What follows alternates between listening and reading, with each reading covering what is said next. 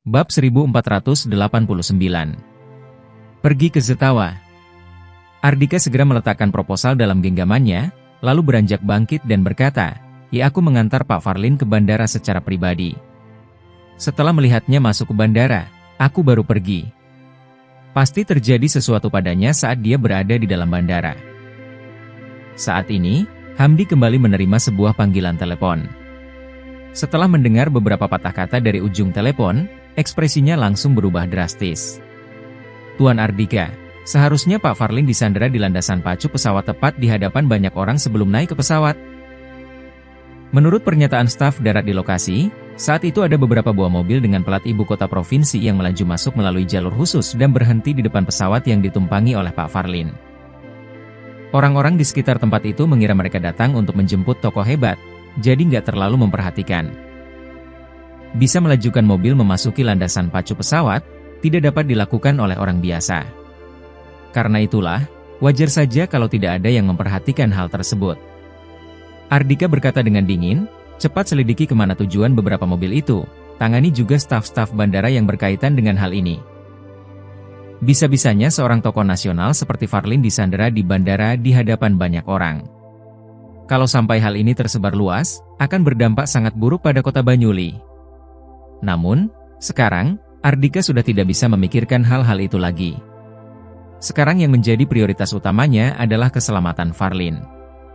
Berdasarkan hasil penyelidikan, beberapa mobil itu langsung melaju ke rumah sakit Prima.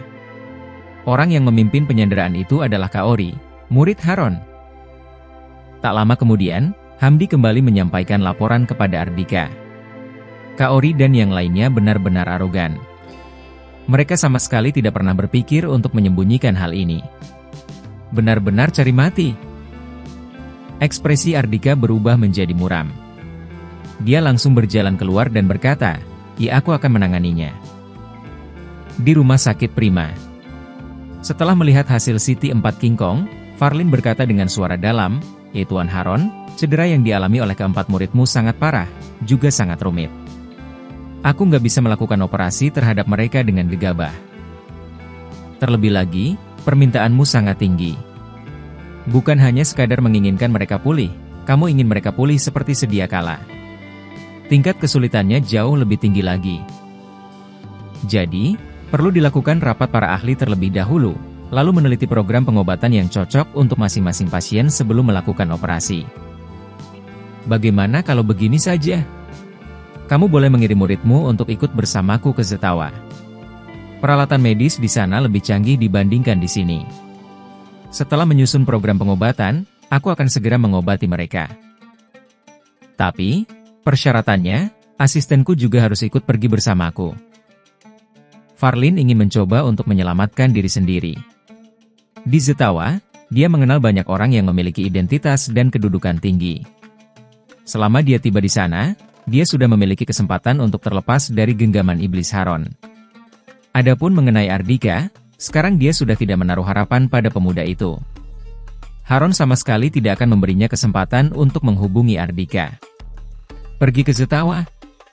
Nggak bisa."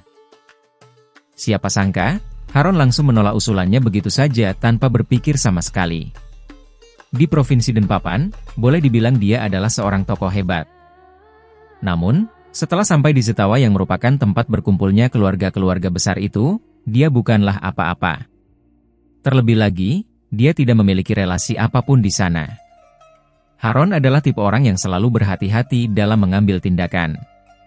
Kali ini, kalau bukan karena terdesak hingga menemui jalan buntu, jangankan mendatangi kota Banyuli, dia bahkan tidak akan menginjakkan kakinya keluar dari Villa Harmon.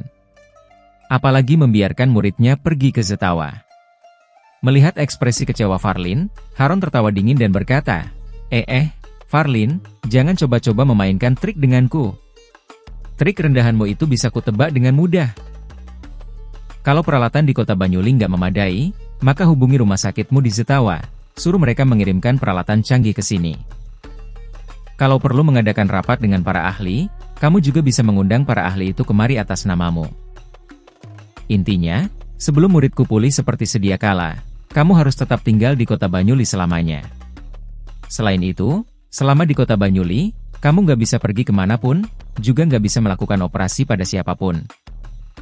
Selama kamu bisa memulihkan mereka seperti sedia kala, aku akan menggelar pesta sebagai bentuk permintaan maafku padamu. Tapi, kalau kamu gagal, seharusnya kamu sudah mengerti maksudku. Bab 1490. Rumah sakit Edinburgh. Niat membunuh yang kuat tampak jelas di wajah Haron, ekspresinya terlihat ganas. Farlin berkata dengan marah, Haron, kamu nggak bisa mengabaikan hidup dan mati orang lain hanya demi muridmu. Masih ada pasien di banyak tempat yang menunggu untuk menerima perawatan medis dariku. Apa kamu pikir hanya nyawa muridmu yang berarti, sedangkan nyawa orang lain nggak berarti? Walaupun Haron juluki sebagai ahli bela diri, tetapi sifatnya tidak berbeda dengan preman. Semua orang yang mengundangnya untuk mendapat perawatan medis darinya, selalu bersikap hormat padanya. Namun, Haron malah langsung mengancamnya. Selain itu, kini pria itu memaksanya untuk tidak memberikan perawatan medis kepada orang lain. Paling tidak, butuh waktu 3 bulan bagi 4 King Kong untuk pulih kembali. Dalam kurun waktu 3 bulan ini, sudah berapa banyak orang yang bisa disembuhkannya? Saat ini, Farlin benar-benar ingin melawan pria bajingan itu hingga akhir. Haron mencibir dan berkata pada Farlin dengan nada bicara mengejek, kamu benar. Selain muridku, nyawa orang lain gak penting. Farlin, intinya sekarang kamu jangan coba-coba untuk melakukan trik apapun lagi. Seharusnya kamu juga nggak ingin melihat asistenmu itu mati kesakitan, bukan? Hingga saat ini, aku belum menyuruh orang untuk memberinya suntikan pereda rasa sakit. Selesai berbicara, Haron melambaikan tangannya. Kaori langsung menginstruksikan anak buahnya untuk menarik Farlin. Lepaskan aku. Apa yang kalian lakukan? Farlin berusaha meronta dengan memasang ekspresi marah. Plak! Kaori langsung melayangkan satu tamparan ke wajah Farlin dan berkata dengan tajam, dasar tua bangka nggak tahu diri. Jangan melawan lagi. Kalau bukan karena mempertimbangkan kedua tanganmu itu dibutuhkan untuk melakukan operasi, aku pasti sudah memotong tanganmu. Bawa dia pergi. Haron tersenyum tipis dan berkata, Pak Farlin, terlalu banyak orang di rumah sakit Prima. Kebetulan, hubunganku dengan Pak Amir dari perusahaan investasi Mahasura cukup baik. Aku sudah menghubunginya, aku akan memindahkan murid-muridku ke rumah sakit swasta di bawah naungannya. Selanjutnya, kamu hanya perlu tinggal di sana dan mengobati muridku dengan patuh. Hehe.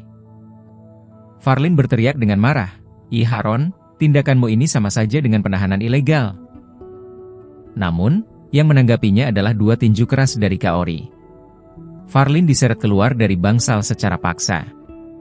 Area di luar bangsal sudah dibersihkan oleh anak buah Haron, sehingga tidak ada seorang pun yang melihat pemandangan itu. Farlin benar-benar terjebak dalam situasi yang tidak berdaya. Dia tidak bisa meminta bantuan siapapun. Tak lama kemudian, beberapa mobil Maybach ditambah lagi dengan ambulans, melaju meninggalkan rumah sakit Prima. Namun, orang-orang itu tidak menyadari, ada sebuah mobil Santana diam-diam membuntuti mereka. Orang yang berada di dalam mobil tidak lain adalah Ardika.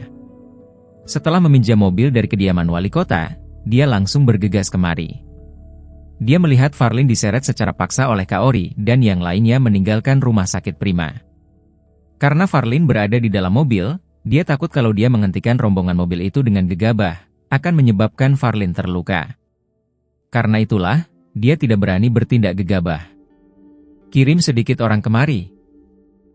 Ardika mengeluarkan ponselnya dan menghubungi Sigit. Setengah jam kemudian, rombongan mobil yang ditumpangi oleh Farlin dan yang lainnya, melaju memasuki tempat parkir rumah sakit Edinburgh. Lagi-lagi rumah sakit swasta perusahaan investasi Mahasura. Sorot mata Ardika berubah menjadi sangat dingin.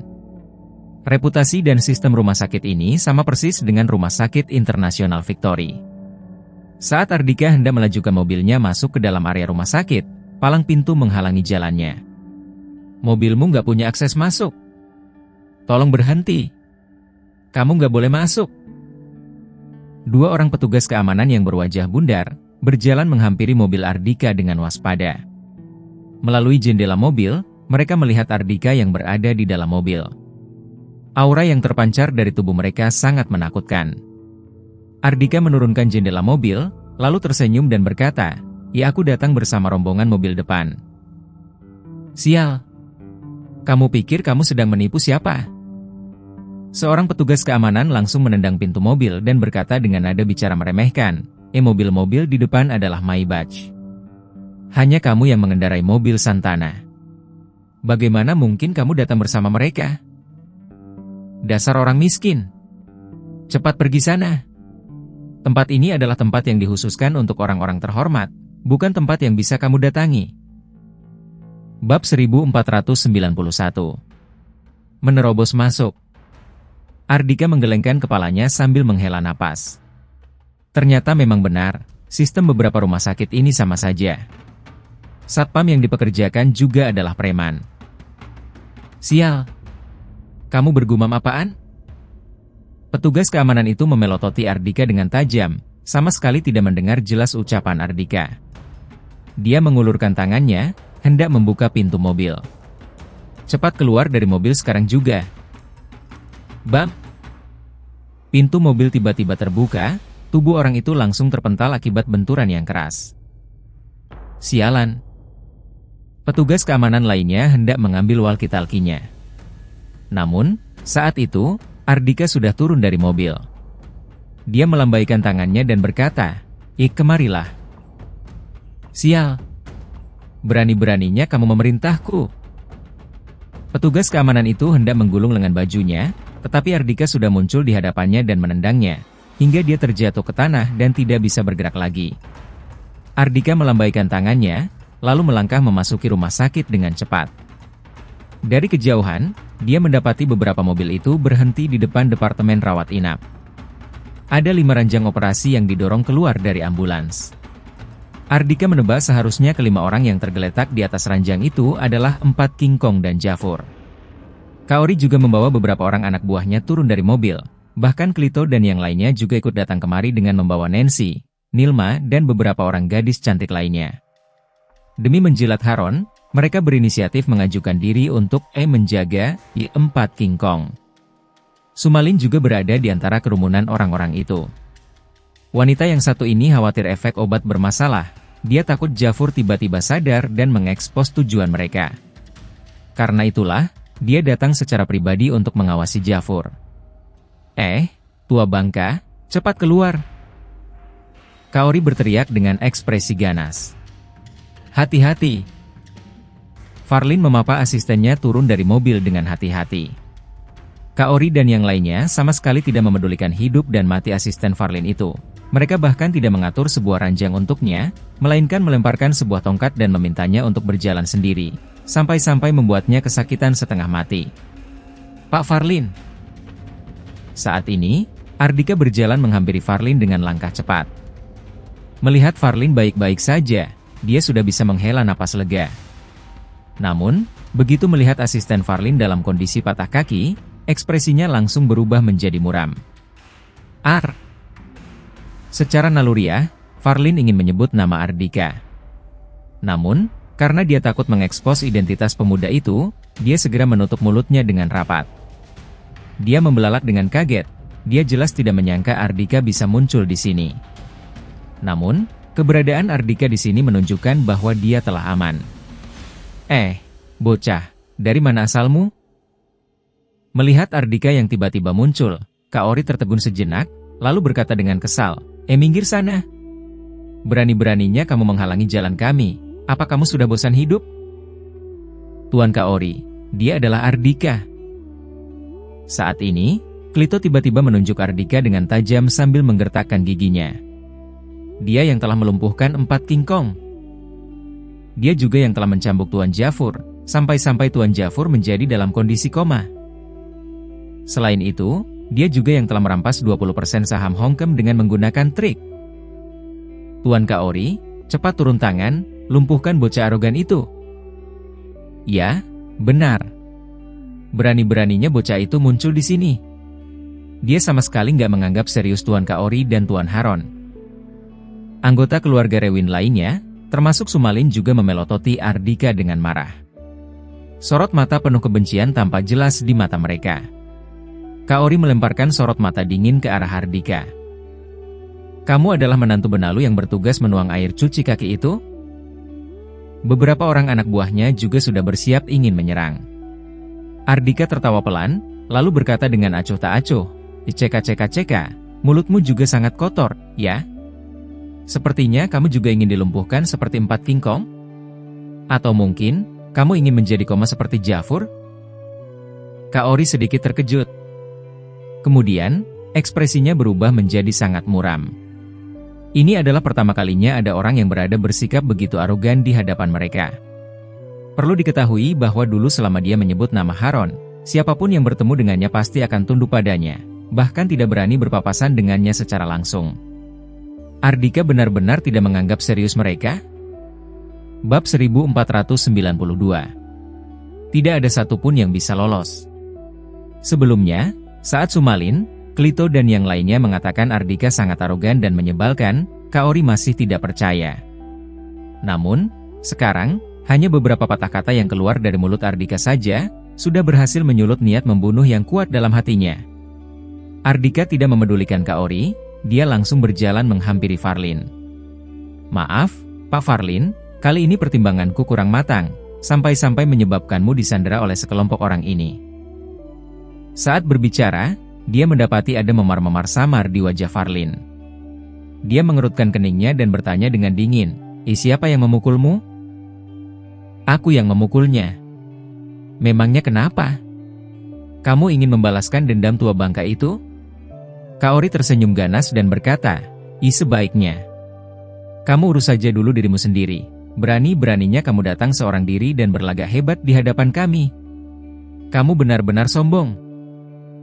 Karena gegabah dan meremehkan lawan, 4 King Kong baru dilumpuhkan olehmu. Apa kamu pikir kamu benar-benar sehebat itu? Ardika melirik Kaori dengan sorot mata dingin. Saking dinginnya sorot matanya, sampai-sampai membuat Kaori merinding. "Ya, benar. Dia yang memukulku." Farlin berkata dengan ekspresi marah, "Jika hanya itu saja, demi memaksaku untuk melakukan operasi pada 4 King Kong, dia bahkan mematahkan kaki asistenku. Aku belum pernah bertemu dengan orang yang arogan dan gak berbicara logika seperti mereka. Kalau dibandingkan dengan Sam, mereka baru layak disebut sebagai preman." Saat ini, karena sudah ada Ardika di sini, Farlin sama sekali tidak takut pada Kaori lagi. Dia bahkan menceritakan apa yang telah mereka lakukan pada Ardika dengan satu tarikan napas. Setelah mendengar ucapan Farlin, Ardika benar-benar marah besar. Dia berkata, Pak Farlin, jangan khawatir. Aku nggak akan melepaskan mereka semua. Hari ini, nggak ada satupun di antara mereka yang bisa lolos." Mendengar ucapan Ardika yang dipenuhi dengan niat membunuh yang kuat itu, Kaori dan yang lainnya tidak menganggap serius ucapannya, tetapi Farlin terkejut bukan main. Dia tahu Ardika bukanlah tipe orang yang akan bercanda sembarangan. Karena Ardika sudah berbicara demikian, maka akan terjadi pertumpahan darah di sini. Sekelompok orang itu sama sekali tidak ada apa-apanya dibandingkan dengan Ardika yang sudah berpengalaman di medan perang. Farlin buru-buru membujuknya, Ardika, lupakan saja. Beri saja mereka pelajaran, gak perlu sampai menimbulkan pertempuran besar." Ardika terdiam sejenak sebelum menganggukkan kepalanya. Farlin benar-benar sangat baik hati. Namun, Kaori sama sekali tidak menerima niat baik dari Farlin. Sebaliknya, dia malah tertawa dingin dan berkata, aku benar-benar nggak menyangka. Farlin, ternyata tua bangka sepertimu sangat jago akting. Kalian pikir kalian sedang mengelabui siapa? Nggak ada seorang pun di antara kami yang bisa lolos? Memangnya seorang pecundang yang hanya bertugas menuang air cuci kaki sepertinya berhak mengucapkan kata-kata seperti ini? Kaori mengira Farlin hanya bekerja sama dengan Ardika untuk menggertaknya. Tentu saja dia tidak tahu, kalau bukan berkat Farlin, maka hari ini dia benar-benar akan kehilangan nyawanya. Ardika melirik Kaori dan yang lainnya dengan sorot mata dingin. Dengan mempertimbangkan ucapan Pak Farlin, maka aku akan mengampuni nyawa kalian. Walau aku nggak akan menghukum mati kalian, kalian tetap akan mendapatkan hukuman yang setimpal. Berlututlah dan meminta maaf pada Pak Farlin sekarang juga, maka aku akan melepaskan kalian. Adapun mengenai kamu, Ardika menunjuk Kaori dan berkata, "Ipatahkan satu kakimu sendiri, maka aku nggak akan membunuhmu." Patahkan satu kakiku sendiri. Kaori tertawa dingin dan berkata dengan nada bicara meremehkan. Hehehe, bisa-bisanya kamu mengucapkan kalimat itu seserius itu. Sobat, jangan berbicara sembarangan. Lihat dulu ada berapa banyak orang di pihakku. Selesai berbicara, dia langsung melambaikan tangannya dan berkata, serang dia bersamaan. Jangan beri dia kesempatan untuk menyerang satu-satu. Setelah memetik pembelajaran dari apa yang dialami oleh 4 King Kong, Kaori cukup menganggap serius Ardhika. Baik. Beberapa orang di belakangnya langsung menerjang ke arah Ardhika secara bersamaan. Mereka adalah murid Haron yang tak terdaftar. Biasanya, mereka tinggal dan makan di Villa Harmon. Mereka memang disebut sebagai murid Haron, tetapi sesungguhnya peran mereka hanya seperti pengawal. Selain itu, orang-orang ini adalah petarung. Walaupun mereka tidak bisa menandingi 4 King Kong, tetapi mereka juga merupakan orang-orang ganas. Namun, saat menghadapi Ardhika, terlepas dari seberapa kuat mereka, juga tidak ada gunanya. Bab 1493. Melumpuhkan Kaori. Dalam kurun waktu belasan detik saja, beberapa orang murid Haron itu sudah tergeletak tak berdaya di lantai. Masing-masing dari mereka mengalami patah satu lengan. Dalam suasana yang sangat hening itu, Ardhika menepuk-nepuk tangannya dan berkata dengan acuh tak acuh, "Iya, padahal penyelesaian masalah ini sangat mudah saja, yaitu dengan berlutut meminta maaf. Tapi, karena kalian memilih untuk menyerangku, maka masing-masing dari kalian patah satu lengan sebagai bentuk hukumannya." Mendengar nada bicara santai Ardhika, sudut bibir Sumalin dan Klito berkedut. Ardhika benar-benar menakutkan.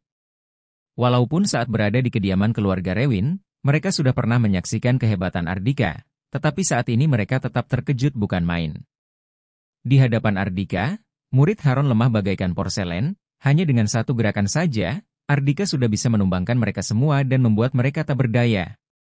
Ini. Tuan Kaori, cepat panggil Tuan Haron, 7 bilah dan serigala ganas. Hanya mereka yang bisa melawan Ardhika. Ya, benar. Dengan memanfaatkan kesempatan kemunculannya ini, langsung habisi dia saja. Sumalin dan anggota keluarga Rewin segera bersembunyi di belakang Kaori dan menyuarakan pendapat mereka. Dendam antara Ardhika dan mereka sudah sangat dalam. Makin kuat Ardhika, maka mereka makin gelisah. Mereka ingin sekali melihat Ardhika mati di tempat pada detik berikutnya. Ekspresi terkejut tampak jelas di wajah Kaori. Dia juga sangat terkejut melihat aksi Ardhika. Melihat Ardhika yang tiba-tiba melangkah maju mendekatinya, dia makin ketakutan dan melangkah mundur. Dia berkata dengan tajam, Ardhika, apa yang ingin kamu lakukan? Aku beritahu kamu, jangan bertindak sembarangan. Bukankah mereka ingin menghabisiku? Kalau begitu, aku akan melumpuhkanmu terlebih dahulu sebelum menangani mereka. Dengan begitu, masalahku akan terselesaikan dengan tuntas hingga ke akarnya. Ardhika melirik Sumalin dan yang lainnya dengan sorot mata dingin. Dalam sekejap, orang-orang itu langsung merinding. Tuan Kaori, cepat panggil Tuan Haron. Bocah itu sudah menggila. Sumalin berteriak dengan suara melengking. Sambil melangkah mundur, Kaori berkata dengan tajam, Ardhika, sebaiknya kamu jangan bertindak sembarangan. Guruku, 7 bilah dan serigala ganas sudah dalam perjalanan kemari. Mereka bisa menghabisimu dengan mudah. Kebetulan sekali, kalau mereka datang, aku bisa melenyapkan mereka sekaligus. Ardhika melontarkan kalimat itu dengan acuh tak acuh. Tiba-tiba, dia mempercepat langkah kakinya. Permukaan tanah seperti menyempit, hanya dengan beberapa langkah saja, Ardhika sudah sampai di hadapan Kaori. Orang ini sudah memukul Farlin, bahkan memutuskan satu kaki asisten Farlin. Tindakannya benar-benar sudah menyulut amarah Ardhika. Apapun yang terjadi, dia tidak akan melepaskan orang seperti Kaori. Kaori berbalik, hendak melarikan diri. Namun, detik berikutnya, leher bagian belakangnya sudah ditarik, sampai-sampai tubuhnya tertarik kembali ke belakang secara paksa. Tolong aku! Ah! Suara teriakan keras Kaori berubah menjadi teriakan menyedihkan. Plak! Ardika melayangkan satu tamparan ke wajahnya hingga tubuhnya terpental dan terjatuh ke tanah. Kemudian, Ardika menendang kakinya dengan kuat. Krak! Saat itu juga, Kaori yang sudah patah kaki, berguling-guling di tanah sambil berteriak kesakitan. Menyaksikan pemandangan itu, orang-orang di sekeliling tempat itu pun tersentak.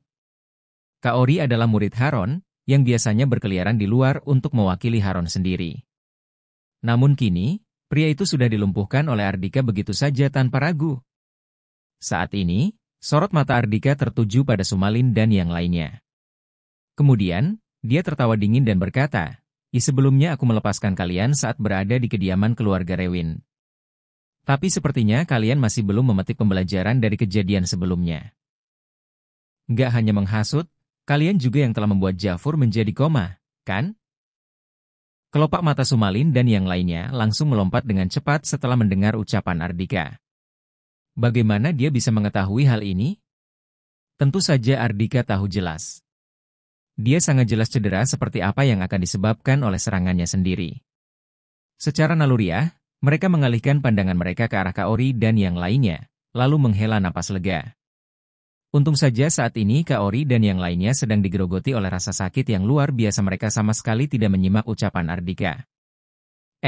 Ardika, apa yang ingin kamu lakukan? Melihat Ardika berjalan ke arah mereka, hendak menyerang mereka, ekspresi mereka langsung berubah drastis. Orang-orang cerdas seperti Sumalin dan Klito enggan berlama-lama lagi di sana. Mereka segera berbalik untuk melarikan diri. Kecepatan Lars mereka bahkan lebih cepat dibandingkan kelinci. Bab 1494.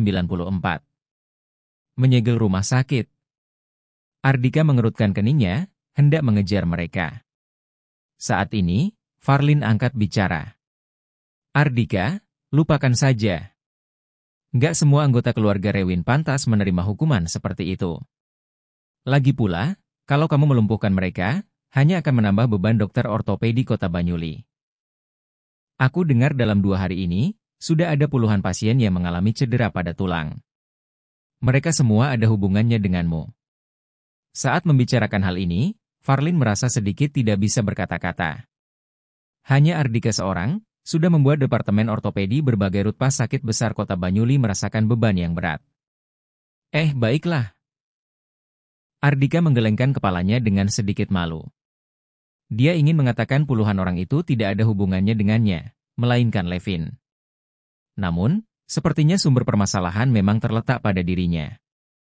Farlin berkata, ayo pergi. Aku harus melakukan operasi pada asistenku secepatnya. Ardika langsung membawa mereka berdua ke dalam mobil. Hentikan mereka. Jangan biarkan mereka pergi. Saat ini, sekelompok pria kekar yang mengenakan seragam petugas keamanan muncul dari berbagai arah dengan ekspresi ganas. Mereka tidak lain adalah preman yang bertugas untuk menjaga keamanan rumah sakit Edinburgh. Mengetahui ada orang yang telah melukai tamu VIP, kepala rumah sakit Edinburgh segera mengirim mereka untuk menghalangi jalan. Ardika, ini. Ekspresi Farlin langsung berubah. Ardika berkata dengan tenang, jangan khawatir, tidak apa-apa. Para petugas keamanan itu hendak mengepung mobil mereka. Namun, tepat pada saat ini, terdengar bunyi sirene mobil polisi dari arah luar rumah sakit. Satu persatu mobil polisi langsung menabrak pintu rumah sakit dan menerobos masuk rumah sakit. Setelah mobil-mobil polisi itu berhenti, satu persatu anggota polisi yang mengenakan seragam polisi keluar dari mobil. Tanpa banyak bicara lagi, mereka langsung menerjang ke arah preman-preman itu dan memborgol mereka. Ardika menyaksikan pemandangan itu dengan dingin. Beberapa rumah sakit swasta di bawah naungan perusahaan investasi Mahasura memang merupakan sarang penjahat. Sebelumnya, para petugas keamanan Rumah Sakit Internasional Victory yang ditangkap dan diinvestigasi itu juga terbukti berkaitan dengan banyak kasus kejahatan. Belakangan ini, di bawah instruksi dari Ardika, Sigit melakukan penyelidikan secara diam-diam mengenai masalah-masalah yang berkaitan dengan beberapa rumah sakit swasta tersebut. Bertindak harus berdasarkan bukti konkret. Ardika ingin membubarkan beberapa rumah sakit swasta itu, tentu saja dia harus menguasai bukti-bukti pelanggaran yang mereka lakukan. Melihat para petugas keamanan rumah sakit Edinburgh ditangkap, Sumalin, Clito dan yang lainnya yang sebelumnya merasakan adanya secercah harapan, kini menjadi putus asa kembali. Tak lama kemudian, Sigit berjalan ke agak jendela mobil dan memberi hormat. Tuan Ardika, Pak Farlin, kami sudah mengendalikan rumah sakit ini sepenuhnya. Kalian sudah boleh pergi. Aku akan mengirim 2 mobil polisi untuk melindungi kalian. Oke. Ardika mengangguk. Dengan adanya 2 mobil polisi yang bertugas melindungi mereka, tentu saja bisa menggerta orang-orang yang ingin menyerang mereka. Tidak peduli seberapa arogan Haron, dia juga tidak akan berani melawan senjata api secara terang-terangan. Begitu Ardika dan yang lainnya pergi, kepala rumah sakit Edinburgh yang baru berjalan keluar dengan emosi. Dia memasang ekspresi muram dan berkata, Sigit, apa maksudmu? Berani-beraninya kamu membuat keributan di rumah sakit Edinburgh. Apa kamu tahu rumah sakit Edinburgh berada di bawah naungan perusahaan investasi Mahasura?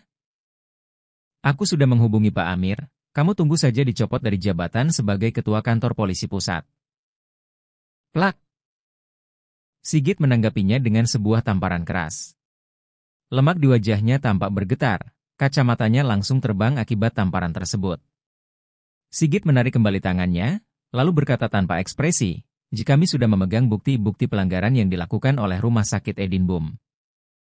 Mulai sekarang, kami akan bekerja sama dengan instansi terkait untuk melakukan investigasi terhadap rumah sakit Edinburgh. Ini adalah surat perintah penyegelan. Melihat dokumen dengan stempel resmi yang disodorkan oleh Sigit, ekspresi kepala rumah sakit itu langsung berubah drastis. Tubuhnya juga mulai bergetar dengan kencang. Tepat pada saat ini, Haron yang telah menerima informasi, bergegas pergi ke rumah sakit dengan membawa serta 7 bilah dan serigala ganas. Setelah turun dari mobil dan mengetahui apa yang telah terjadi, ekspresi Haron tampak sangat muram.